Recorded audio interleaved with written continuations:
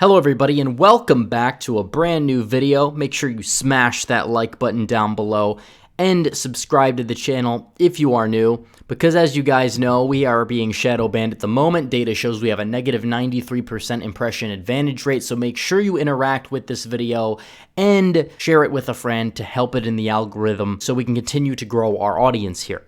And today I'm going to be doing my first 2024 presidential election prediction, and this is going to be based off of Donald Trump not running. So if Donald Trump does not decide to run in the 2024 election, then Ron DeSantis would likely be the Republican nominee. I will do a version of this with Donald Trump against Kamala Harris because, as you guys know, Biden is unlikely to run for a second term. The guy is 82 years old.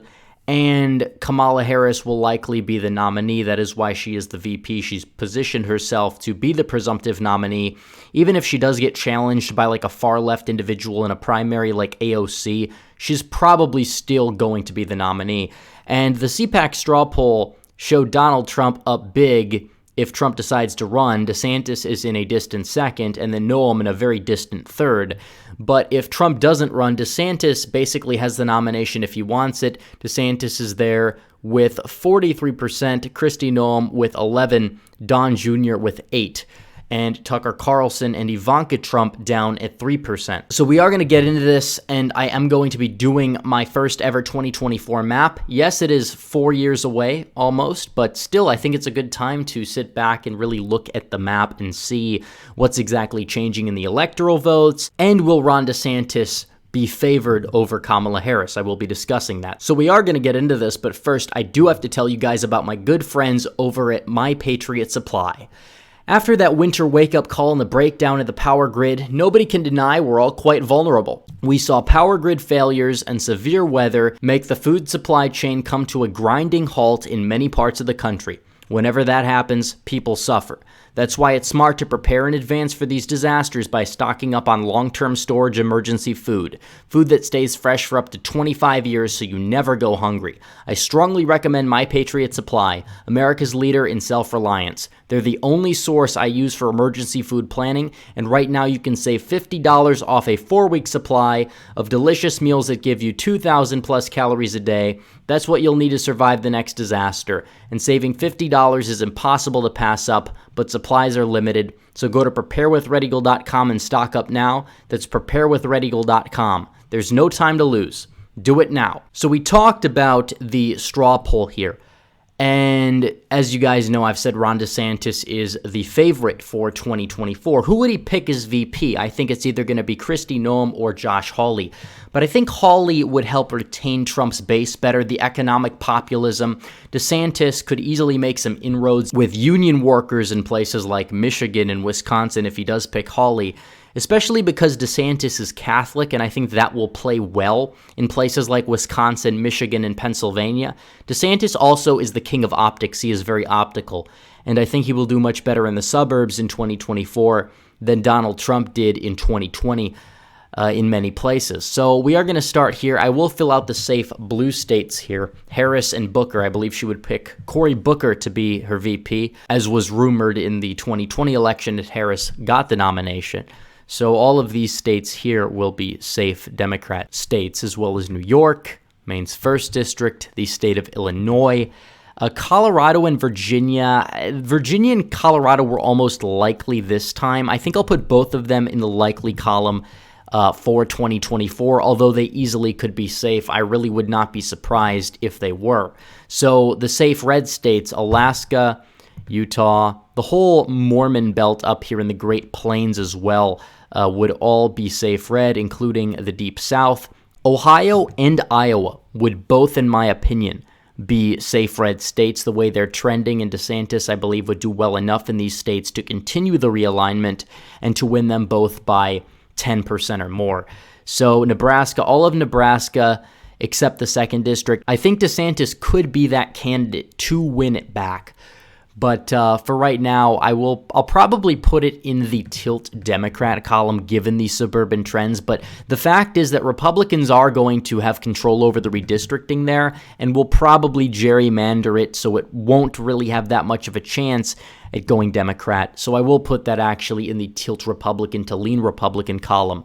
Now, in terms of Maine's 2nd District, that one, I believe, would easily go for Ron DeSantis, especially with Josh Hawley. I don't think DeSantis would perform as well in the whole Rust Belt in the Northeast if he didn't have Hawley on the ticket. Hawley is an individual who can kind of continue the realignment. He has some very interesting economic proposals, and I think that he could kind of carry the ticket in that direction if he is the VP for Ron DeSantis. Moving forward, the East Coast here, New Hampshire, I believe, would go for Kamala Harris, but it wouldn't necessarily go for her by a whole lot. Pennsylvania, without Biden on the ticket, I do believe Pennsylvania would flip back into the Republican column with Ron DeSantis, especially with the past comments that Harris has made regarding fracking, regarding energy. I do believe that Pennsylvania, without the Biden factor, DeSantis-Hawley would be a very good ticket that I think would win the state of Pennsylvania. South Carolina is safe red. North Carolina, I would put as lean Republican. It's kind of been consistently like titanium lean R or so for the past decade. I would see that continuing this cycle. Georgia's going to go down the wire. I do think DeSantis would do better than Trump in suburban Atlanta. I also think he would get the turnout up in the rural areas in Georgia as well, but it's going to be very close. In fact, I think I'll put Georgia as tilt Republican on this election map. So the state of Florida, DeSantis' home state, he's very popular in his home state, arguably more popular than Trump, who almost won it by a likely margin in 2020. I think DeSantis would win it by a likely margin, and in fact, I think he would have a chance at actually winning Miami-Dade County in the state of Florida. He's very popular in Florida. I think he'd win it by 6 or 7 points. So 231 to 207 right now. We go over to Texas. Texas, I think, is going to be likely R with Ron DeSantis, although I think that it will be closer to safe than it was in 2020 for Donald Trump, because DeSantis, I think, can maintain the gains Trump made with Hispanics in South Texas and the Rio Grande Valley, but also do a little bit better in places like suburban Dallas, maybe do a little bit better in suburban Houston and San Antonio. And that could probably make that margin go from a 6-point win for Trump to an 8 to 9 point win for Ron DeSantis. So 272, DeSantis has already won. I tell people this Harris is not that likable. She's kind of like Hillary Clinton in a lot of ways, and in some ways she's worse than Hillary Clinton because she doesn't have the strengths of experience or, appeal to the suburbs in many instances that Hillary Clinton had in 2016. Obviously, with trends, she may do better in the suburbs than Hillary Clinton, but it's not going to be enough to carry her to victory. New Mexico, I think, will be a lean to likely Democrat state. DeSantis very strong with Hispanics, and again, he can do better than Trump in the suburbs, and I think that will be very beneficial for him in the state of New Mexico. So Arizona and Nevada, with the way the Democrat Party is moving in the state, talking about the DSA takeover, I'm going to put Nevada as tilt Republican. Arizona as well, I'm going to put as tilt Republican because DeSantis appeals more to Maricopa County, in my opinion, than Donald Trump does. DeSantis could make up some of those gains back in places like Mesa and places like Gilbert, and that can make the county flip red again. Therefore, DeSantis, I believe, can win it. Michigan, I think that Harris would get enough black turnout up in Detroit to win the state of Michigan. I think that she would win Maine at large by a lean to likely margin. The state of Minnesota, I believe that Harris would also win by a lean margin or so. I think DeSantis may do a little bit better than Trump 2020 in the Minneapolis suburbs, but I don't believe it is going to be enough for him to flip the state red for the first time since 1972. So that leaves us with the state of Wisconsin. I believe Wisconsin is going to flip red. I believe Wisconsin is going to be lean red in this case, if not likely red, because the realignment is in full force. I'm surprised that Biden was able to narrowly win Wisconsin in the 2020 election. You can call that a fluke. Wisconsin, I can't see going Democrat again for the foreseeable future at the presidential election level if you can have a candidate that can do well enough in the WOW counties, and Ron DeSantis is exactly that candidate, and Hawley on the ticket will help the trend continue in the driftless area. A lot of those counties that are rural, that are voting 55% Republican, those could easily go up to 60 with this ticket at hand here. Even if Trump runs again, I could easily see a lot of these counties in rural Wisconsin continue to get redder and redder. And as a result, DeSantis Hawley would defeat Harris Booker by a score of 300 electoral votes to 238 electoral votes.